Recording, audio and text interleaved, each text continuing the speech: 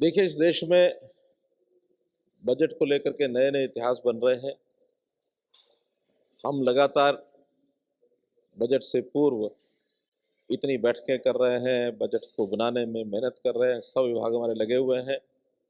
और एक इतिहास ऐसा भी है कि हमारे पड़ोसी प्रदेश में बजट को पढ़ने का भी मुख्यमंत्री को अवसर नहीं मिलता और वो पिछले साल का बजट पढ़ना शुरू कर देते हैं। ये भी एक अपने आप इतिहास बना है।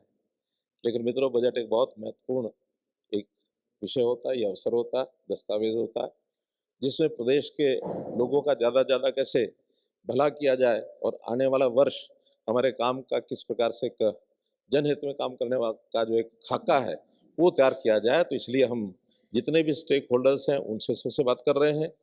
2 दिन पहले मैंने मेंबर पार्लियामेंट्स को भी उनसे बातचीत की, बहुत अच्छे सुझाव उन्होंने भी दिए हैं।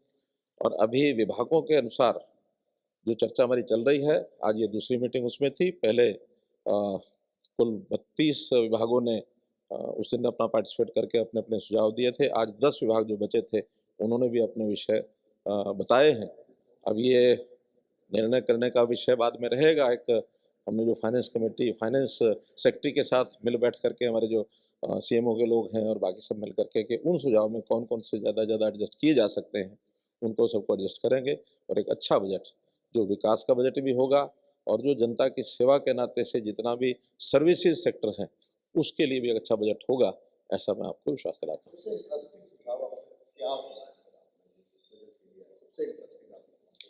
देखिए, बजट सत्र 20 तारीख से शुरू होगा और कई दिन तक चलेगा और जो इंटरेस्टिंग सुझाव होंगे वो सारे उसमें प्रस्तुत किए जाएंगे, तो आपका ज्ञानवर्धन होगा।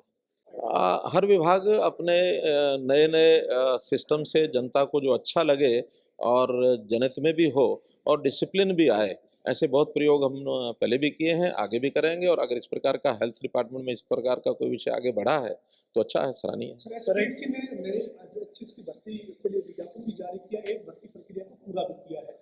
बहुत सारे ऐसे परिवारों के बच्चे इसमें चयन सूची में आए। सर, अलग अलग माध्यमों से जानकारी मिल रही है कि जो जिनके परिवार में कोई नौकरी नहीं थी, ऐसे लोग भी चयन जिनका हुआ है। हालांकि विपक्ष सभी भी आरोप लगा रहा है कि सवाल उठे थे एचपीएससी पे, पेपर लीक हुआ था, इस तरह की बातें हैं। लेकिन आप क्या कहेंगे सर भर्ती प्रक्रिया पर, और खासतौर पर 25 की जो कमी थी सर, लगातार वो बड़ी एक संख्या में भर्ती हुई है, 155 पदों पर और 95 पदों पर एडवर्टीजमेंट भी जारी है। सरकारी काम को ठीक सुचारू ढंग से चलाने के लिए हमारा जो इस प्रकार के भर्ती करने का और अच्छे लोग भर्ती होकर के आएँ, ये पहले दिन से ही हमारी प्राथमिकता रही है। जैसे पहले भर्तियां होती थी, कोई सिफारिश से हो गई, कहीं और किसी प्रकार के अनफेयर मीन्स के माध्यम से जो भर्तियां चलती थी उसको हमने प्राय बंद कर दिया है। और जहाँ कहीं हमको पता लगता है उसमें हम सख्त निर्णय भी लेते हैं, उनके खिलाफ कार्रवाई भी करते हैं। अभी हमारे अपने समय में चाहे कोई गलती हुई होगी, चाहे उससे पहले गलतियाँ हुई हुई हैं, हम कभी किसी को बख्शते नहीं हैं और दोषी को ज़रूर पकड़ करके उसको सलाखों के पीछे डालते हैं।